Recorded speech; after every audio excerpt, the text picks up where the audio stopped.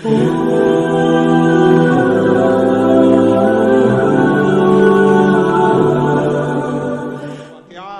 غوندې راته یاده شوه. امام غزالی یو خبر ورته کومه، احیاء العلوم لیکلی دي، بعضې وخت کې زما یو ضروري خبرې په ذهن کې رایاده شي راته.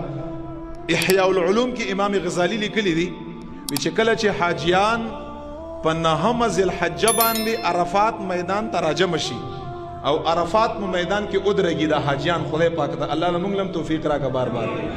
امام غزالی سے فرمایي چې په دغه ورځ باندې د حاجی انسان ټولو نه لویه ګناه څه شی دی؟ اکبر الکبائر.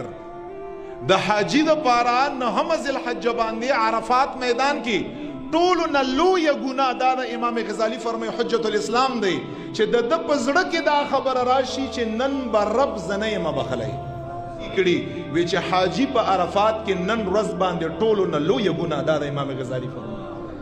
ته به ګمان کې هم دا نه راولې چې رب به زه نه یم بخلی، ستا به ایمانی چې زه خو هسې هم بخلی یم چې په عرفات میدان کې کومو مؤمنانو دپاره ما مغفرت دعاګانې غوښتې دي، څوک په پاکستان کې دي او څوک په افغانستان کې دي او څوک په نور ممالکو کې دي، زه خو هسې هم بخلی یم، خو دا به د ایمانی چې زما په دعا باندې رب کائنات انشاءالله هغوی ته هم بخښنه کړې ده.